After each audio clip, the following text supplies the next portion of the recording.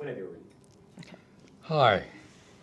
We've been working with cancer patients for many years, and in 1980, one such patient came to us and said, I want to stay at home to die, with my family caring for me, my friends around, and that started the Dying at Home program.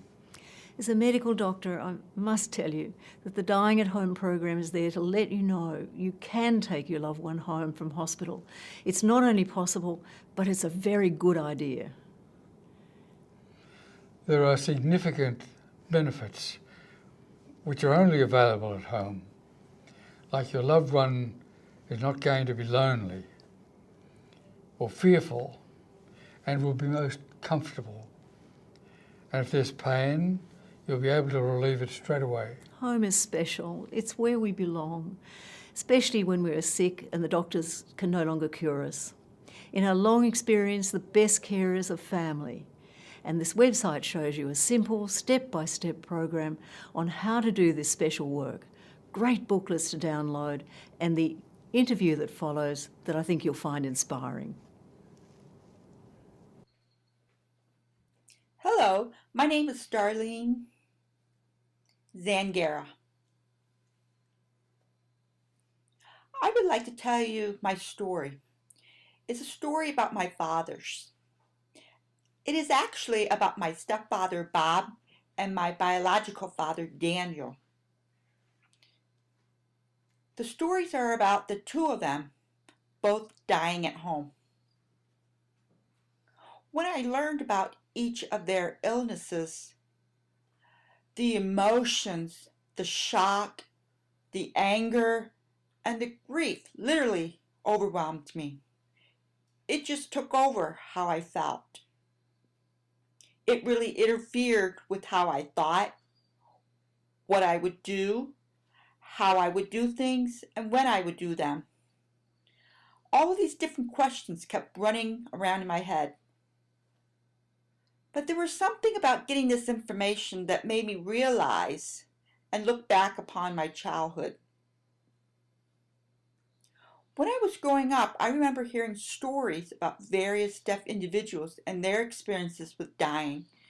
Many of them died in hospital, some alone, some without knowing or had any understanding of what was happening to them.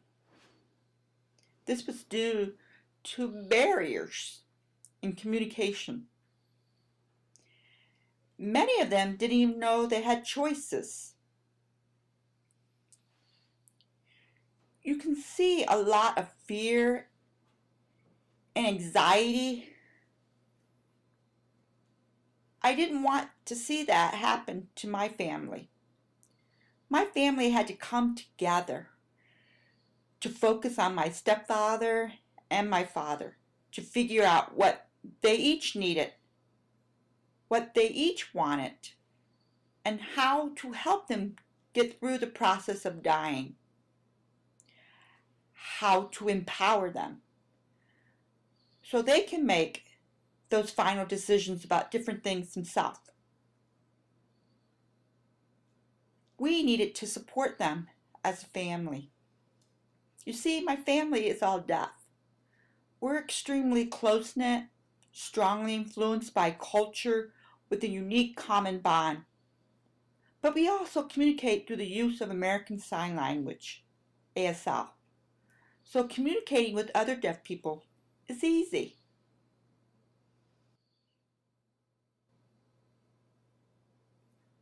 For their entire lives, growing up in the mainstream, it was always about fighting and advocating for access due to barriers of communication and lack of understanding. If we wanted to get services, we had to fight for access. If we didn't understand, we had to fight for an interpreter. All throughout our lives, it's about fighting and advocating for access. Knowing that both of them would soon die, the idea of them having to fight to understand and to get that communication was unthinkable. Home is a safe haven. Home is where we have our peace and comfort, where there's ease of communication. There's familiarity, how we do things that make us feel safe. We touch a lot, we hug, we tap to get one attention, and touch for comfort. So in a hospital, in that sterile environment, that unknown touch leads to confusion. I wanted to eliminate that confusion and fear. We needed that total comfort and ease of interaction surrounded by family. You know how home has that familiar sense, the smell, the feel, touch, and tastes. We're in the living room, there's a couch, chair, and TV. It's a place where you feel safe. That's what my stepfather and father wanted. They wanted to feel safe and comfortable. Death would not be easy at all. It was scary. But to help the process that they would be with their loved ones who showed their love. We had to work out between my sister, my mother, and my family how we would each be with them to provide the support to my stepfather and my father. They were still alive and would be until they slowly began to let go of this world. We needed to ensure the process of letting go would feel safe. My stepfather, Bob Stremmel, was diagnosed with liver cancer when approximately 20 days later he took his last breath on March 11, 2001. My father, Daniel Goncz, was diagnosed with pancreatic cancer. And oddly enough, about 21 days later, he took his final breath on April 13, 2008. I feel very honored to be with each of them as they died at home and took their last breath.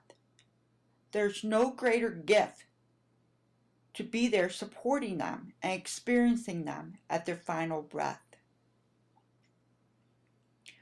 For this reason, it's critically important to share this information with deaf people everywhere,